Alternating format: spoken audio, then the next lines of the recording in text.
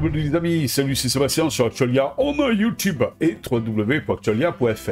Alors aujourd'hui sur la chaîne Info Multimédia, eh bien on va vous parler d'un truc assez sympa sur Linux que vous trouvez que très rarement sur Windows. C'est le fork. Et oui, le fork c'est quelque part la survie des applications sur Linux. Je vais vous expliquer un petit peu. Par exemple sur Windows, je vous parlais il n'y a pas si longtemps que ça de Snap Camera qui donc a été arrêté. Eh bien, il n'y a pas quelqu'un, un autre codeur qui s'est dit je vais récupérer le code source de Snap Camera et tout simplement, eh bien, je vais le reprendre et continuer l'application. C'est pas possible. Pourquoi? Parce que la plupart des applications Windows, à part si elles sont open source, mais la plupart des applications Windows, pour ça je dis c'est rare, la plupart des applications Windows, le code est fermé.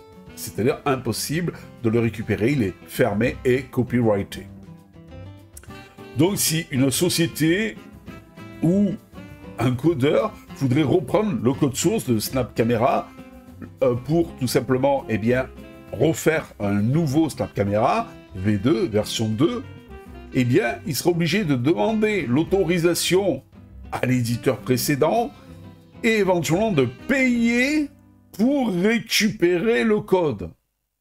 Que chez Monsieur Linux, vu que le code source est ouvert, donc un codeur qui en a marre, parce qu'il y a beaucoup de petits codeurs comme ça où ils sont une team de 2, 3, voire un mec tout seul et tout. C'est un peu le cas de par exemple l'application PIC qui donc ça fait 2 ans qu'elle n'a pas eu donc d'évolution.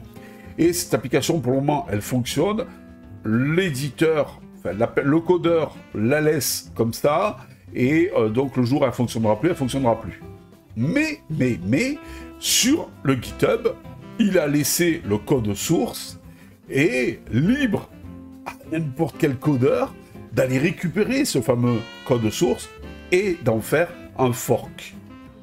Un fork, c'est-à-dire une copie de ce logiciel, de l'améliorer éventuellement et de le créditer à son nom, sans aucun problème. Mais avec la même donc licence qu'avant, c'est-à-dire libre, open source. Voilà, et avec toujours le code ouvert.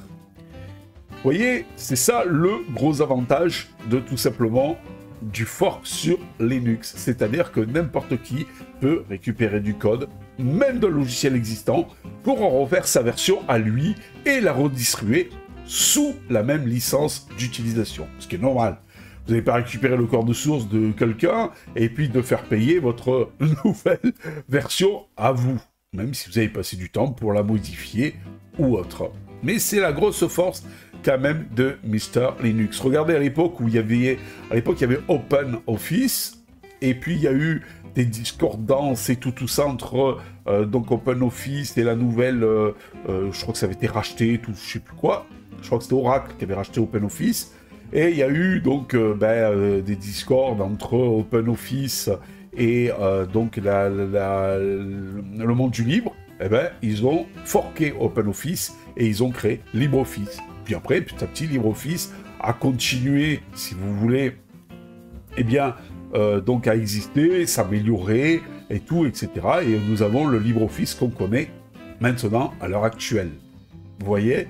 Et donc, c'est ça la grosse force, parce que des fois, il y a des pépites comme ça sur Windows, fait par 1 ou 2 ou 3 codeurs, ou une société, il suffit que la société coule, et bien le logiciel, il va fonctionner jusqu'au moment où il ne fonctionnera plus, parce qu'il sera plus compatible avec les nouvelles versions de Windows.